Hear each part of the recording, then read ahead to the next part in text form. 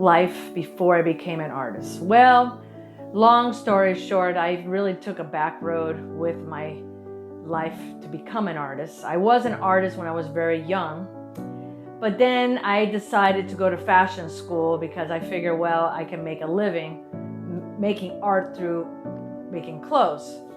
But then that didn't pan out, so then I decided to join the military, in the military reserves, and I was in for about 25 years.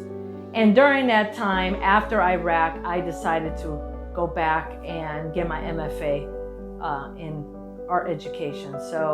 And now I've been practicing and doing my professional art for about the last 10 years. I always remember when I was a little child, my mom and dad bought me this a little table and 2 chairs. And I remember sitting on that table and drawing a lot of angels. I don't know if they came to me or I saw them or I felt them, but yes, I've always been an artist. What's motivating me to be an artist is my environmental awareness, especially when I was in Iraq. There was a graveyard that had thousands and thousands of acres of military trash, and I was wearing a military uniform, and I was really upset by us leaving our junk back there.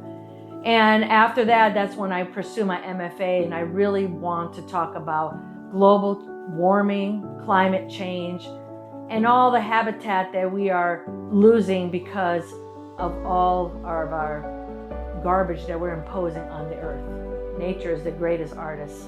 I love going for hikes and looking at rocks, especially when they have those colorful fungi that is like bright yellow, bright oranges and greens. Looking at the trees, how they're growing. Some of them are, twisty and turns. The colors of the leaves, the birds, and the animals. Everything in nature is my inspiration. That is the greatest artist. How has this grant changed my perception of what I can do? Well, the money does allow me to hire a professional photographer and a videographer. It's helping me to buy more supplies. I'm doing a lot of metal work, so obviously steel is a little bit expensive. Filters for my mask.